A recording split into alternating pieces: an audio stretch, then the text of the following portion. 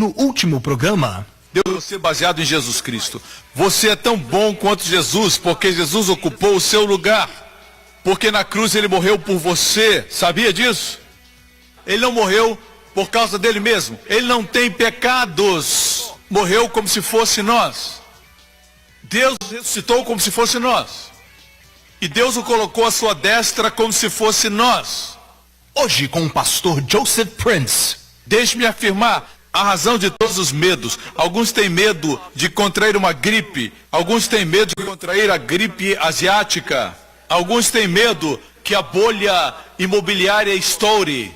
Alguns temem que a prosperidade aqui em Singapura não dure muito. Alguns temem que vão contrair uma enfermidade, uma doença e vão morrer. Muitos têm um profundo medo da morte. As pessoas têm medo de perder um ser amado. Mas todos os medos vêm do primeiro medo no jardim do Éden. Tive medo porque estava nu. A consciência do pecado traz todos os medos na nossa vida. Por outro lado, quando você sabe que está bem com Deus, Ele remove todo o medo. Certo? Todos os medos procedem da mesma raiz de medo. Um medo de que você está aquém da justiça de Deus. Medo da punição de Deus, da mão de Deus, de que Deus traga juízo. Todos esses tipos de medo procedem da consciência da culpa. Me escutam. Não sei qual igreja de onde você procede, mas quantos pode dizer, pastor, eu também fui de uma igreja que valorizava a consciência do pecado. Levante a mão. Ou fui o único que ouvi essas mensagens? Os que levantaram as suas mãos foram aqueles que já participaram de igrejas que valorizavam a consciência do pecado. Essa outra geração, olhe para essas mãos levantadas. Veja que a maior parte nunca ouviu isso. Vocês são abençoados. Vocês são abençoados e privilegiados. Nasceram nessa igreja. Mas muitos de nós participamos de igrejas que pregavam a consciência do pecado.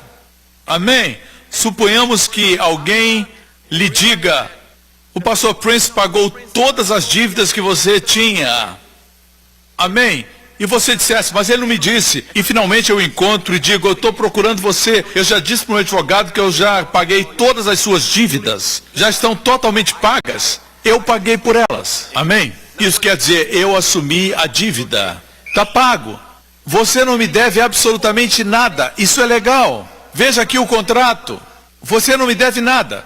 E logo o nosso relacionamento fica bem. Podemos sair juntos para assistir um show. Imediatamente a dívida não está mais na sua consciência. Imagine que eu mostre para você o contrato que diz que sua dívida está paga, está assinado, ok? E é um contrato assinado e autorizado por uma firma de advocacia em Singapura. E você olha e diz, eu não acredito. Você sabia que a Bíblia é um documento legal de Deus? Mas você não acredita. Mesmo eu tendo pago as suas dívidas, e eu convido a assistir um filme, você diz, eu não me sinto muito bem hoje. Eu não me sinto bem por causa da minha dívida. Já está pago. Mas eu tenho um sentimento aqui que eu devo alguma coisa para você. Depois que eu pagar, a gente vai para o cinema. Isso vai me trazer tristeza. Não vai me fazer sentir, você vai me pagar, isso é muito bom. Só um avarento diria isso. Eu me sentiria triste. Não seria uma amizade verdadeira, não por causa da dívida, não por causa do pecado, mas porque não acreditou em mim, quando eu disse que paguei. A dívida agora está na consciência, não está mais no livro de dívidas. Porque Jesus morreu por você, não existe mais no céu um registro de dívidas. Não está mais diante dos olhos de Deus, mas para alguns crentes está na sua consciência. E por quê? Porque eles não creem no documento legal, as Escrituras. O único sacrifício pelos pecados está pago. Jesus pagou com saldo pelos nossos pecados. Jesus é um pagamento com sobra. É como se alguém devesse 10 mil e alguém pagasse 1 milhão pela dívida. E você ainda não crê. Isso entristece o Espírito Santo. Amém? Vocês me escutam? Deus veio e disse, onde está você? Ele disse, tive medo porque estava nu.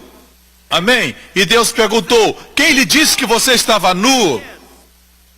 Deus não disse, você está nu? Você está nu? É claro que você está nu.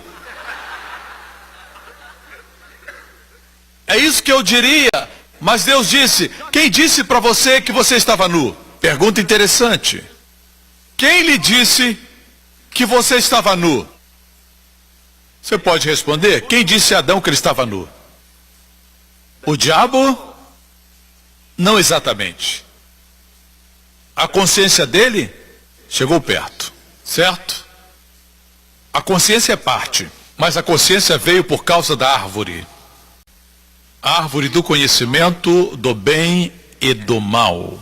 Foi depois de ter tomado o fruto da árvore do bem e do mal que percebeu que era pecador, que estava nu, que descobriu que lhe faltava algo, ele estava sem a consciência da provisão. Deixe-me lhe dizer que Deus deu a ele tudo no jardim, mas repentinamente só tinha consciência da sua nudez. Irmão, quem disse que você está nu? Deus já lhe vestiu. Quem disse para você? Amém? Foi a consciência. Mas de onde veio a consciência? Foi o que perguntei. Veio da árvore do conhecimento do bem e do mal. Mas pastor, temos que aprender a viver pela nossa consciência? Sim e não. Se tem uma boa consciência, viva por ela. Se tem uma consciência má, não viva por ela. Deixe-me dizer isso. Viva pela intuição, que não é a consciência. Viva pelo Espírito dentro de você. Amém? A voz amiga, a voz da graça dentro de você. Amém? Amém, irmãos? Estão escutando? Quem lhe disse que você estava nu? Eu vou voltar a uma passagem que já ensinei antes, muitas vezes, mas existe algo adicional para você hoje. Vamos seguir a linda narrativa de como eu e você podemos receber as bênçãos de Abraão. E qual a razão? Porque muitas pessoas não experimentam, apesar de crentes, não experimentam as bênçãos de Abraão. Gostaria de saber? Gostaria? Bem, se você não tem o desejo de receber essas bênçãos, deixe-me compartilhar rapidamente. Abraão, quando ele era velho, ele foi tão abençoado que ele pôde ser pai de uma criança quando ele tinha 100 anos de idade. Algo aconteceu com seu corpo. Amém? Ele se tornou frutífero. Amém? Sua esposa tinha 90 anos. Ela estava sob a bênção de Abraão. E Deus a fez linda e jovem. Quando ela tinha 90 anos. Pastor, isso é beleza espiritual. Bem, desculpa, mas o que a Bíblia diz é que um rei ímpio a viu e quis trazê-la para o seu harém. Queria que fosse sua mulher. A queria no seu harém. Veja, reis ímpios não seguem o discernimento. Estou vendo sua beleza espiritual. Ele segue a visão carnal. Amém? Amém? O que estou dizendo é que Deus renovou sua juventude como parte da bênção de Abraão. Quem que é a bênção de Abraão? Amém? Não somente isso, a Bíblia diz que Abraão se tornou muito rico. Não rico, muito rico. Em gado, prata e ouro. Amém? Abraão se tornou amigo de Deus. Por que isso aconteceu? Bem, pastor, ele obedecia os mandamentos de Deus. Bem, resposta errada. Qual é a resposta certa? Meu amigo, veja. Como podia obedecer os 10 mandamentos? Abraão viveu 400 anos antes dos 10 mandamentos terem sido dados. Moisés viveu depois de Abraão. Como a Bíblia diz que Abraão era amigo de Deus, ele não tinha leis para guardar. E Deus o chamou amigo. A Bíblia diz que nós somos semente de Abraão. Abraão caminhou com Deus? Sim. Abraão experimentou a companhia e a amizade de Deus, mas não havia lei. Foi tudo pela fé. Assim caminhamos em santidade e poder hoje. Não caminhamos conscientes da lei, caminhamos conscientes de Deus, como nosso amigo e nosso Pai. Jesus é nosso Salvador, Redentor e nosso melhor amigo. Posso ter um amém? Eu sinto a unção quando falo assim. Aleluia! A presença do Senhor está sobre mim. Amém? Aleluia! Glória a Deus. Deixe-me dizer isso. Igreja, se quer ver as bênçãos de Abraão hoje, com seus olhos físicos, não espirituais, físicos, se quer ver uma amostra hoje, olhe para os judeus. O povo judeu hoje não é numeroso, mas se destacam no entretenimento, na ciência, são grandes quanto as invenções. As maiores invenções foram feitas pelos judeus. Em termos de nacionalidade, o maior número de prêmios Nobel foram dados aos judeus. Estão na área do entretenimento, da mídia, e muitos são bilionários. Os mais ricos no passado e no presente são os judeus.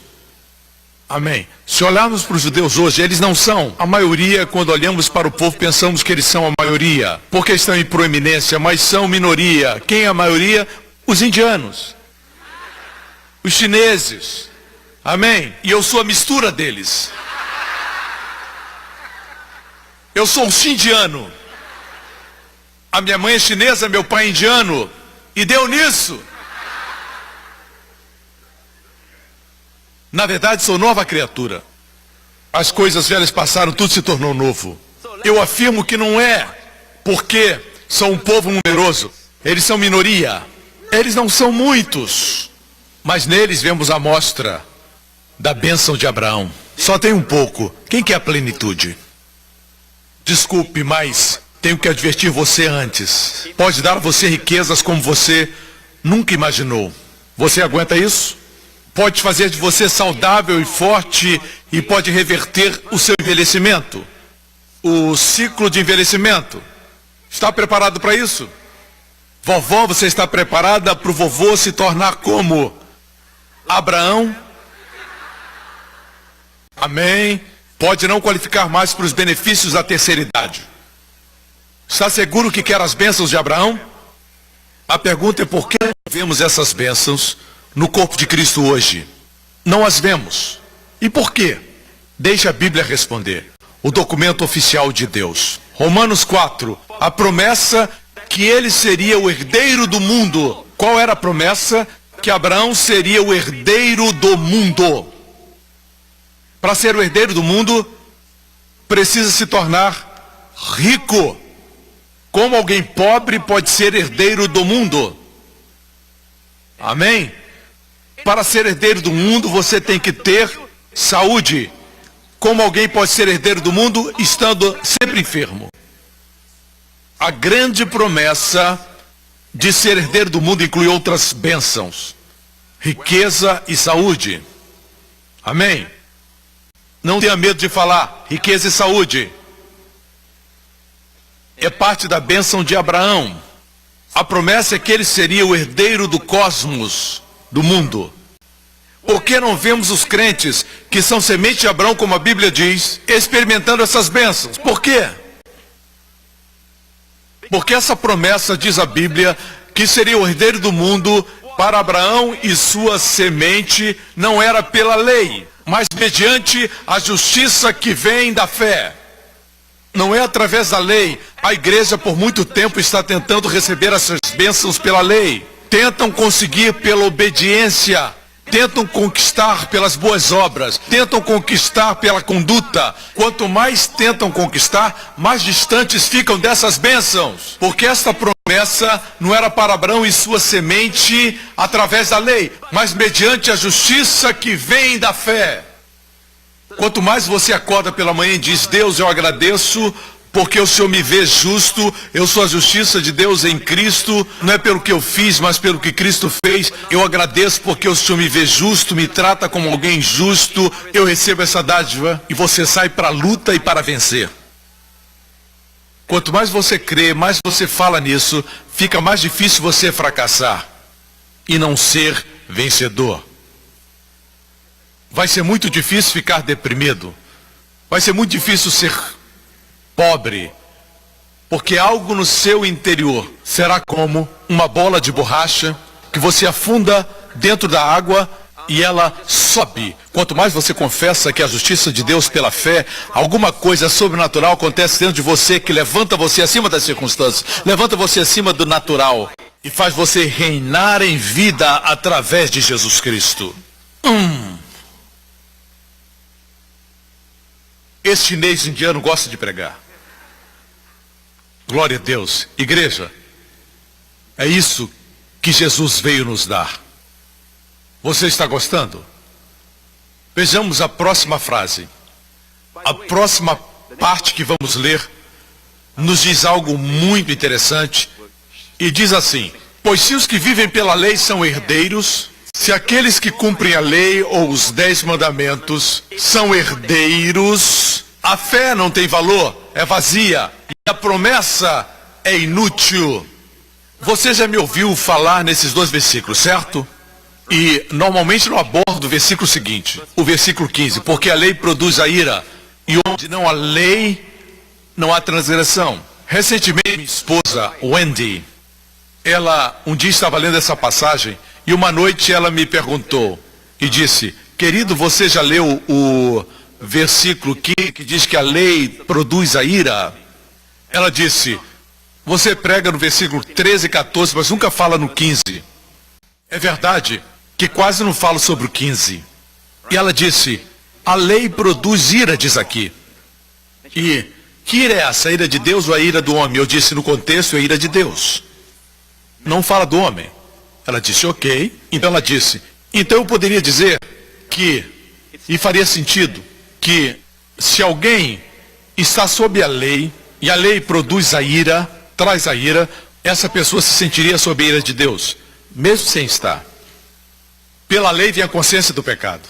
E ela disse, se alguém está sob a lei, vai estar sempre consciente do pecado, consciente da fraqueza, portanto fica consciente da ira.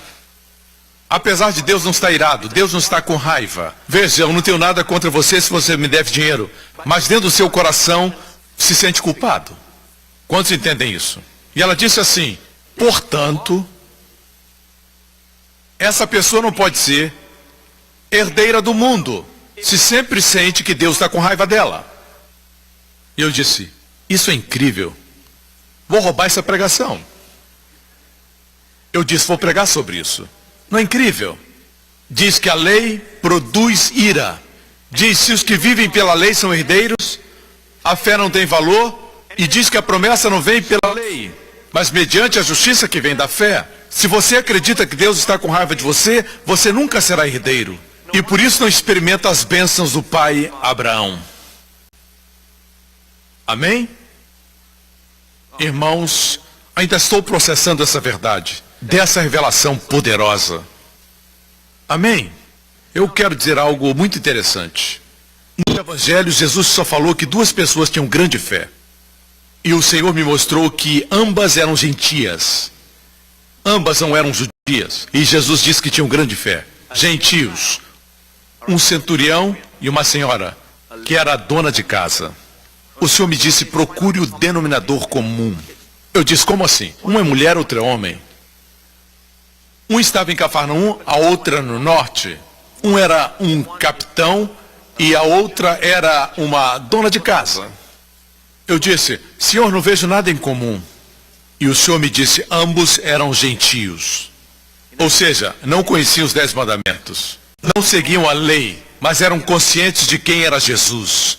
Viram nele o amor, a compaixão, a vontade de curar, de libertar. Aleluia! É isso que a igreja precisa. Mas quando nós pregamos a respeito do amor de Jesus, alguém diz, ele curou os outros, mas não me cura, eu não sou digno. É isso que as pessoas dizem. Verdade? Ele vai prosperar aquela pessoa porque ela fala em línguas, é espiritual. Deus vai agir na vida dela, mas não em mim. Veja, nesse momento, sem perceber, você se submete à medição da lei. E é isso que está roubando você dessa grande fé. Se você esquecer a lei, esquecer suas falhas e ser consciente de Jesus, que Ele é a sua justiça, Ele é a sua cura, é tudo o que precisa. Se perceber o seu amor, como deseja o seu bem-estar e sua prosperidade.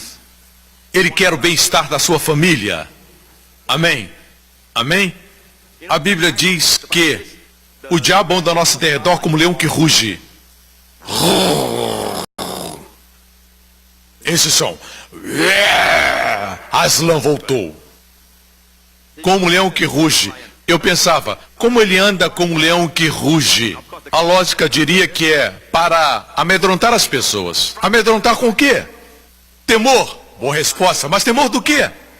Não sei. Assim, queria me aprofundar e um dia descobri que é melhor quando a Bíblia interpreta a Bíblia. E descobri em Provérbios 19, versículo 12. Diz, a ira do rei é como o rugido do leão. Deixemos a Bíblia interpretar a Bíblia. Ela é o melhor comentário bíblico. Mas a sua bondade é como orvalho sobre a relva. Quem é esse rei? Nosso Senhor. Deus é o nosso rei. Jesus é o nosso rei. Amém? Sua ira é como o rugido de um leão. Amém? E ele está rugindo não contra nós, mas contra nossos inimigos. Contra as doenças, contra a maldição. Ele rugiu na cruz, aleluia. Mas sua bondade está sobre nós. E sua bondade é como orvalho sobre a relva. Amém? Quando a Bíblia diz que o diabo anda ao nosso derredor como leão que ruge, o que ele está fazendo? Está fingindo que é Deus. Tentando dizer, Deus está com raiva de você.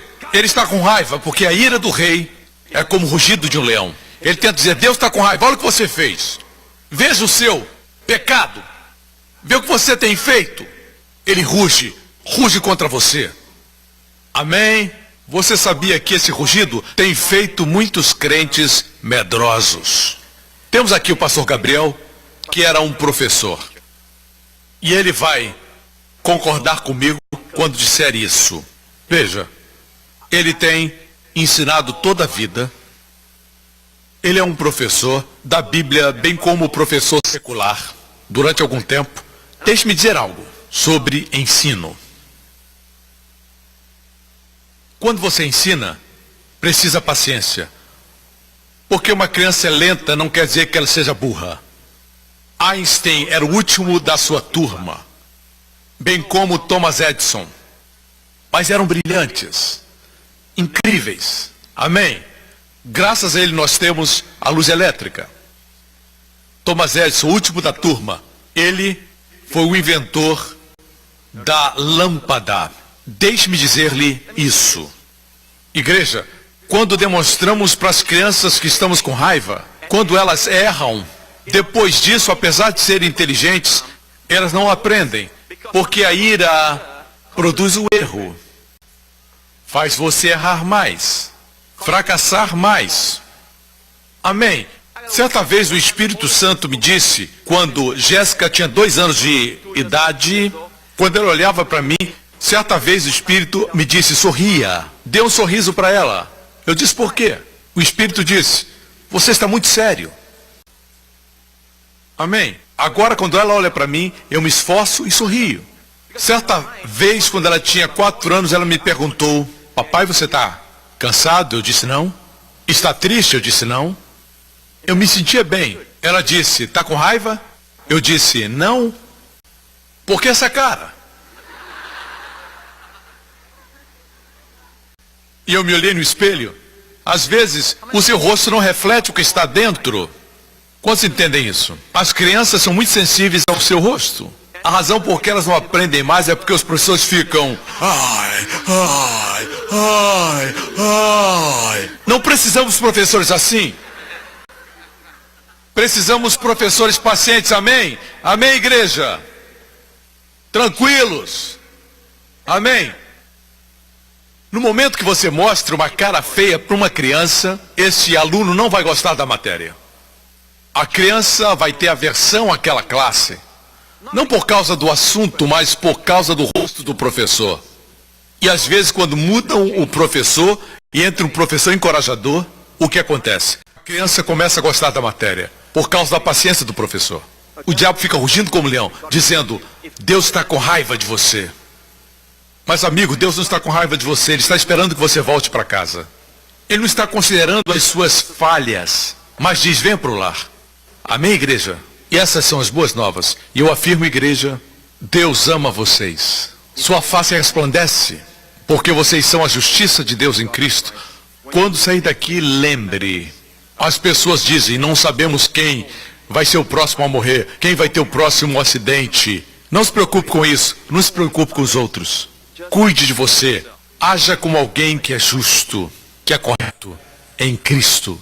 Declare, 1000 cairão ao meu lado, 10.000 à minha direita e não serei atingido. Durante a Segunda Guerra Mundial, nas Filipinas, um soldado americano que possui uma Bíblia pequena no seu bolso foi atingido por uma bala. A bala não penetrou, ela ficou presa na Bíblia. Ele abriu a Bíblia e viu que a bala parou exatamente No Salmo 91 que diz, 1000 cairão ao seu lado, 10.000 à sua direita, e não serás atingido. Amém, vou concluir com isso. Sinta-se especial. Você é especial. Deus abriu os céus para você. Quando você entra no shopping, é como se Deus dissesse, entre todos aqui, esse é o meu amado. Espere boas coisas. Amém. Mas pastor, isso aconteceu com aquela pessoa. Eu não conheço aquela pessoa. Eu me conheço. E sou a justiça de Deus em Cristo. Amém. Amém? Não somente escute, pratique. E será abençoado além da sua imaginação. Nessa próxima semana, você vai caminhar na plenitude das bênçãos de Deus. O Senhor abençoe você com as bênçãos do pai Abraão. As bênçãos de Deuteronômio 28. O Senhor abençoe sua entrada e sua saída. O Senhor abençoe quando os inimigos o atacarem. Seja o que for, doenças, problemas financeiros, virão contra você por um caminho, mas fugirão por 7 caminhos. O Senhor abençoe tudo que você tocar. Que tudo que fizer prospere. Que toda arma preparada contra você fracasse totalmente.